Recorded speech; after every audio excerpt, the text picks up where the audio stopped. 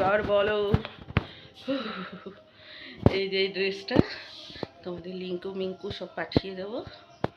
তো দেখো সারাদিন মা ওই ব্ল্যাক অ্যান্ড হোয়াইট টিভিটা দেখে, আমার তো হ্যান্ডেল ব্যথা হয়ে গেছে ধরে ধরে। সত্যি ভিডিও করতে গেলে না এই যে হ্যান্ডেল ধরে রাখতে হয়, ভীষণ অসুবিধা হয়। আর আমার তো ওইসব নেই, কী সব ট্রাইপড এসব নেই তো, হ্যাঁ। তো সেই হিসাবে আমার খুব অসুবিধা হয়। ফ্যান না চালিয়ে পারলাম না, ফ্যান চালিয়ে দিলাম। ভীষণ গরম লাগছে বুঝেছো। বসেছি দেখো আমার কি অবস্থা ঘরে। এই ঘরটার অবস্থা আমার চিরকালই এরকম থাকে।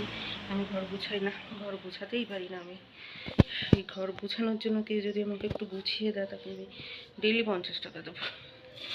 ঘর গুছিয়ে দিলে আমি 50 টাকা দেবো তাকে।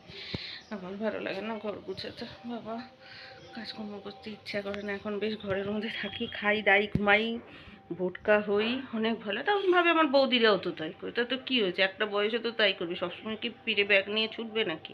তো মাঝে মাঝে আবার কনফিউজড হই যে মাও তো 60 বছর অবধি চাকরি করেছে, ভাবি যে 60 বছর অবধি চাকরি করে মা পরে হাউতাস করেছে, যে কত কিছুর থেকে বঞ্চিত হয়েছে। তো আমার একটা ভালো, আমি তো সেলফ ডিপেন্ডেন্ট, সেই হিসাবে আমার সেলফ এমপ্লয়েড যেটাকে বলে, সব ভালো কাজ করলে করো, না করলে না করো। এর জন্য আমি সরকারি চাকরিতে জানি, সরকারি চাকরি একটা সোনার হাঁসের মতো।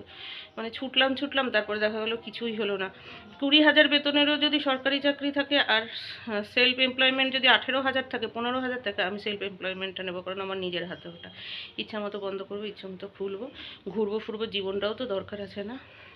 আর সরকারি চাকরি এই একটা ব্যাপার আছে, নিরাপত্তা। মানে সারা জীবন ওই 8 ঘন্টা ডিউটি করো, তারপরে যখন জীবনটা শেষ হবে রিটায়ারের পর আর কিছু